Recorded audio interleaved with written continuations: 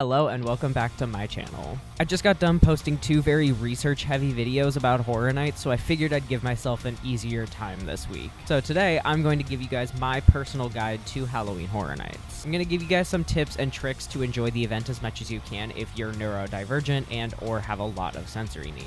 I'm actually autistic, so I personally use a lot of these sensory-friendly tips to help enjoy the event as much as possible. This video isn't just about that, though. I'm also going to give you guys my personal tips and tricks that I use every time I go to Horror Nights to make sure that I get everything done, maximize my time, and also tricks if you're neurodivergent like I am. This video is also just going to be about the Hollywood event. I've only been to the Orlando event once in 2019, so I don't have the same knowledge about Orlando as I do about Hollywood.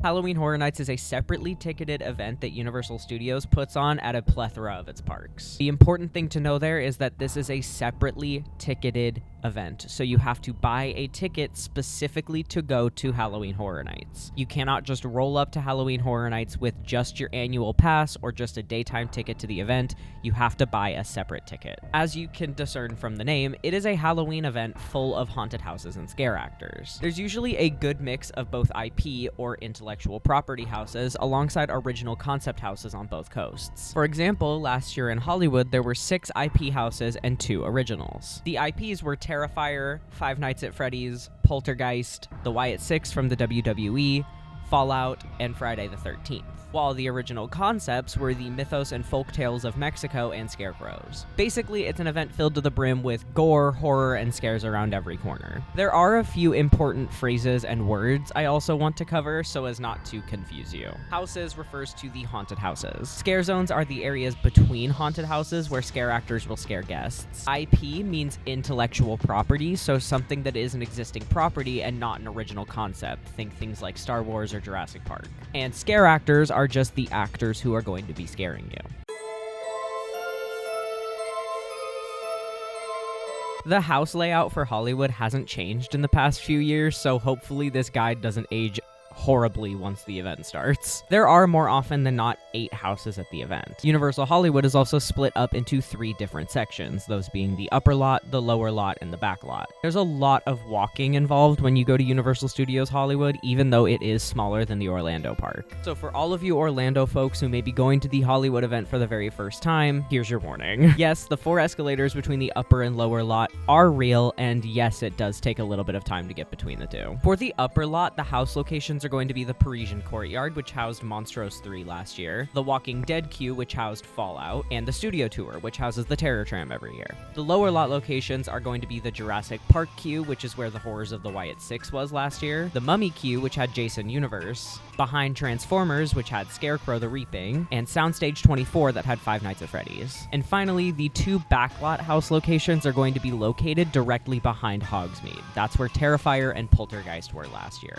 I deeply apologize for the abrupt change in both lighting and camera quality. My camera died, and I realized that I forgot to include part of my script, so I'm going to do that now. There are also usually a handful of scare zones alongside the houses. These scare zones are located directly outside of the exit of the Parisian Courtyard house, the entrance of the park, the main courtyard next to Starbucks, and outside of Hogsmeade. For shows, there's only 2. These locations are the Waterworld stage where the Purge Dangerous Waters plays, and the DreamWorks Theater where the Kung Fu Panda show plays during the day. Last year, it was Chainsaw Man the Chaos. There are occasionally some extra houses, but based off of the speculation maps from Horror Night Nightmares this year, those seem to be the official house locations so far. You can navigate these in a few different ways. For example, last year I took kind of a dumb route. I started at Soundstage 24 on the lower lot and then immediately booked it as fast as possible to the 2 backlot houses. But the reason I did this was so that I could get the 2 most popular houses out of the way as early as possible. So while it didn't make sense to make that giant walk between the houses, I did complete Five Nights at Freddy's and Terrifier within an hour of each other.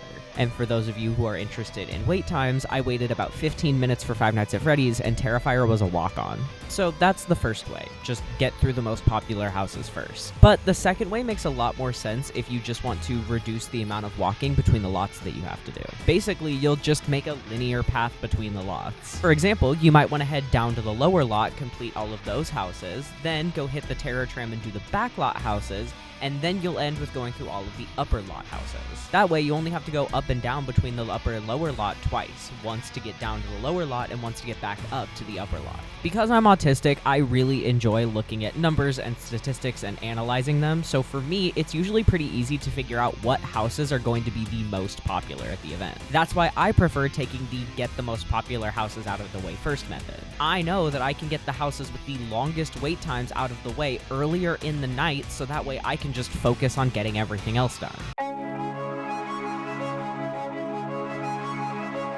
For the folks who haven't heard of the studio tour before, the studio tour at Universal Studios Hollywood is just a tram tour that takes guests through the active backlot where movie and TV shows are still being made. If you've been to the Orlando park before and you've either been through Fast and Furious Supercharged or Skull Island Reign of Kong, those were originally created for the studio tour in Hollywood. They were then just brought over to the Orlando park as fully fleshed out attractions. During Halloween Horror Nights, though, the studio tour changes. You'll still onboard through the same station, but instead of staying on the tram the entire time, you get dropped off directly outside the Bates Motel. From there, you will get off of the tram, and then you will walk through the Bates Motel, past the Psycho House, where you can get your picture taken with Norman Bates. Highly suggest doing that, it's completely free. And through the War of the Worlds set. Usually, the Terror Tram has a specific theme. For example, last year it was themed to the Blumhouse movie studio. In the past, though, they've also had some original concepts, like in 2016, it was themed to Clownz. Specifically, Hollywood Harry. We love Hollywood Harry. For the Orlando folks, Hollywood Harry is basically Hollywood's Jack the Clown. A lot of people just don't realize that you have to walk through the Terror Tram, so I figured having a section specifically dedicated to it would help give you guys a clearer idea of what to expect.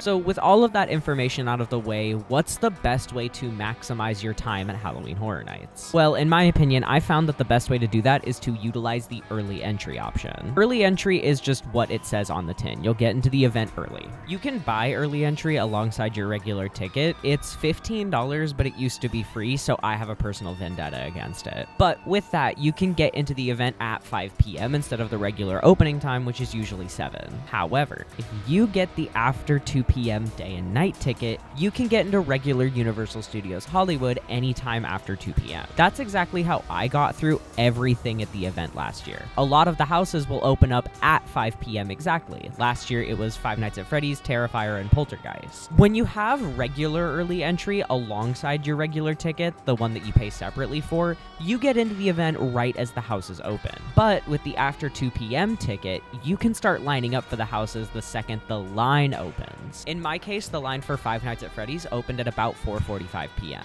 This plan also works if you have a regular daytime ticket to Universal or an annual pass. Obviously, a good way to get through everything is to purchase an express pass or book an RIP tour, but me personally, I'm too broke for that. So if you can't afford either of those options, or you really just want to save some money, the after 2 p.m. ticket or the early entry is a really great option. But what should you do when you're actually inside the event? How do you know when the best time to stop for food or merch shopping is? It really depends on a few things. For eating, I always suggest grabbing something to eat before the event starts. It doesn't have to be anything big, but it should be enough that you can at least get through a few houses before needing to sit down and eat again. A lot of the quick service places in City Walk are good options, but if you're a drinker and you want to pregame before the event, I'd suggest going to a sit-down place instead. Before you go to the event, I'd also take a look at the food menus for any of the specialty dining available. Think things that are specific to Halloween Horror Nights, like the bar on the lower lot, the Fallout restaurant on the upper lot, things like that. If those are a high priority for you, go eat there. Just make sure you don't have to do a ton of walking back and forth between the lots. So if you're starting on the upper lot and back lot, but you want to get something down from the bar on the lower level, I'd grab those drinks when you get down there instead of going up and down multiple times. From my experience, merch shopping during the hours of 7 p.m. to 12 a.m. can go one of two ways. There will either be absolutely no one in the stores, so merch shopping is really easy, or the lines will be insanely long, especially last year since Art the Clown was wandering around the shops a lot of the time. So there was a big crowd of people outside or directly inside of the stores. I usually try to grab my merch outside in the Universal Studios store in City Walk before the event starts, or I grab it from the store at the front of the park as I'm leaving.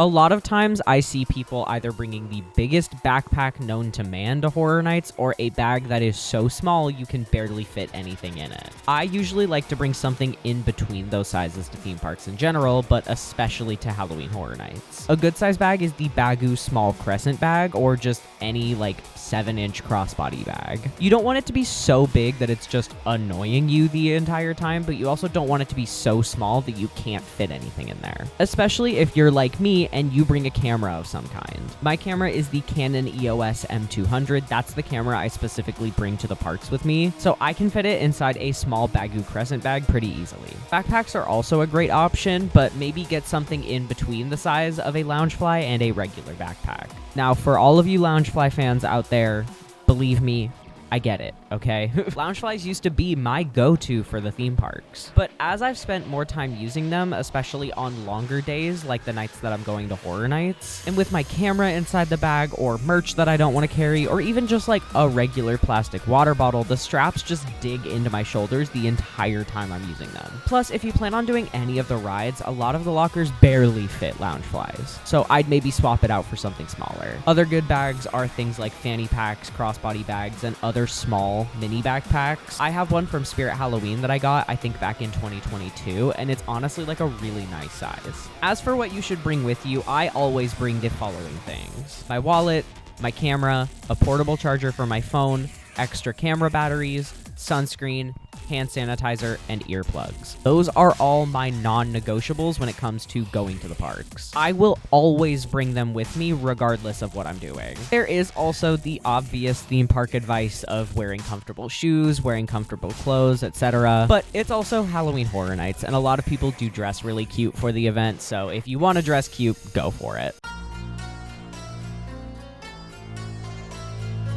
If you have any kind of sensory needs, I hope these help you out. I personally use all of these methods, and I've also recommended these tricks to a lot of my friends as well. There's a few things we're going to talk about, but I'm going to split them up into sections so it's easier for you to digest. Inside the houses, inside the scare zones, and the element of the unknown. One of the worst parts for me, at least, is the bright flashing lights and loud trigger audio that plays when a scare happens. The best way I found to combat this is genuinely a good pair of earplugs and a good pair of sunglasses.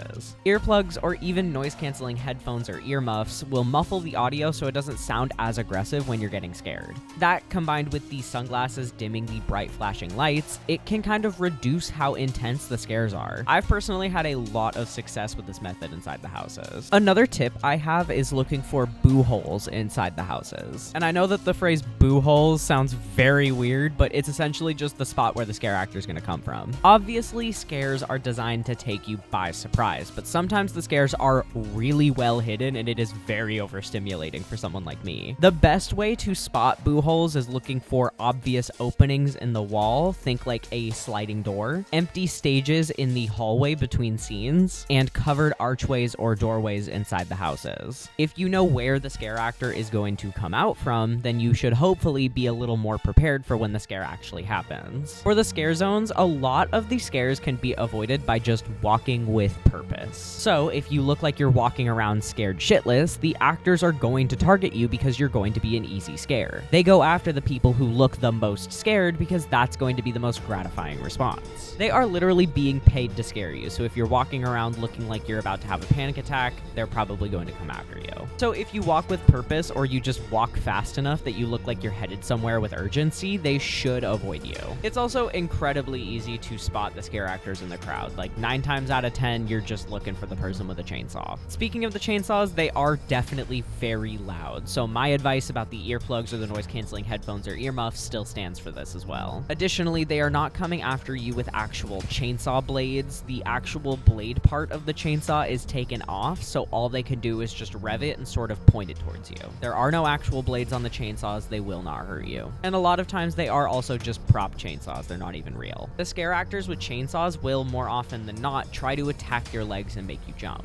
So if a scare actor in a scare zone with a chainsaw is coming after you, you now know where they're most likely going to be aiming. Obviously, most people like going to Halloween Horror Nights not knowing what to expect. For a lot of people, it makes the event more fun, me included. I like going in not knowing what I'm going to see, outside of what the houses are going to be. But sometimes the worst thing about haunted houses is the element of the unknown. Not knowing what scare actors you might encounter, not knowing what the scenes are going to look like, everything like that can build up and cause a lot of anxiety about what is going to happen. For most of the IP houses or the intellectual property houses, those IPs are going to be shared across both coasts. The houses themselves will be different, but a lot of the key plot points and scenes are going to happen in both houses. On top of that, the Orlando event usually starts exactly 1 week before Hollywood's does. So if you're going on opening night in Hollywood, you should be able to watch a lot of the POV videos from inside the Orlando houses. The same goes if you're going later in the event, except this time you can watch POV videos from inside the actual houses in Hollywood that you're going to be going through. I'd recommend channels like Shark Productions, Attractions 360, Ordinary Adventures, and Attractions Magazine for good, high-quality videos from inside the houses. Their cameras tend to be very high quality, so on top of the actual footage itself being very good, the lighting inside the houses is very nice as well. That way you can clearly see exactly what happens inside each house and decide later on whether or not that would be a good fit for you.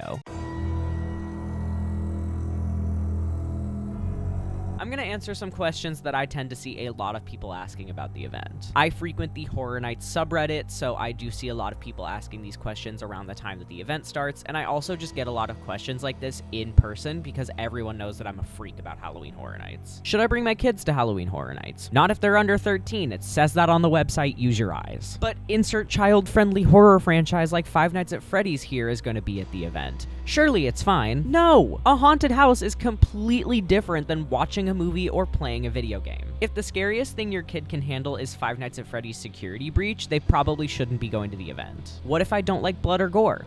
Then maybe Horror Nights isn't the event for you. That's perfectly fine. A lot of people like horror, but they don't like seeing the blood or the gore that comes with a lot of horror movies. I would suggest maybe staying away from Halloween Horror Nights then, as much as it sucks. If you like Halloween, but you don't like gore, maybe try an event like Oogie Boogie Bash at Disneyland. I genuinely loved it when I went. Even though it's not scary, it's still spooky and gives you the Halloween atmosphere.